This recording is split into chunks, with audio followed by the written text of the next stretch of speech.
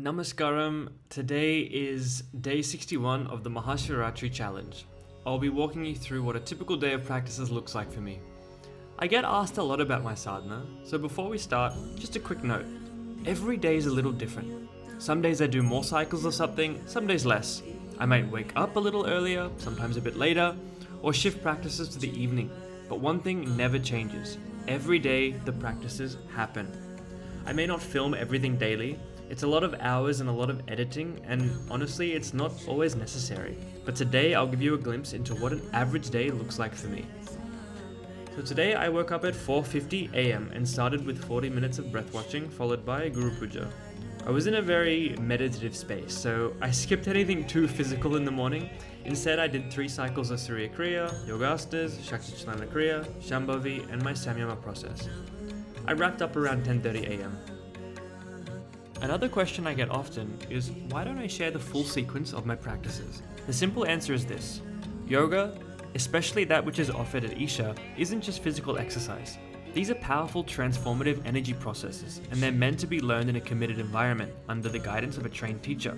As Sadhguru says, that which has the power to transform your life also has the power to cause harm if used incorrectly.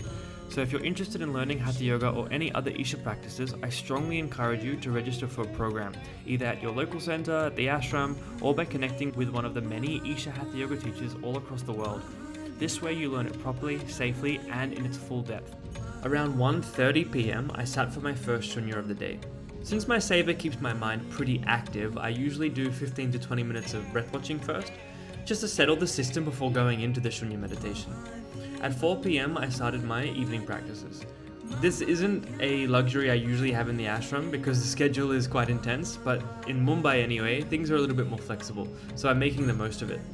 I did Angamadana, followed by 112 cycles of Surya Shakti, then another 20 to 30 minutes of breath watching, Shunya, and I wrapped up with the 6:20 Sadhguru presence time. Before sleeping, I usually sit for more of my Samyama process, ideally until I'm almost falling asleep. This really helps to ensure a deep night's rest and a fresh wake-up.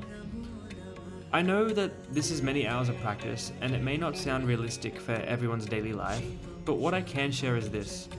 I maintained a very similar sadhana schedule while living and working full-time in Australia for a few years.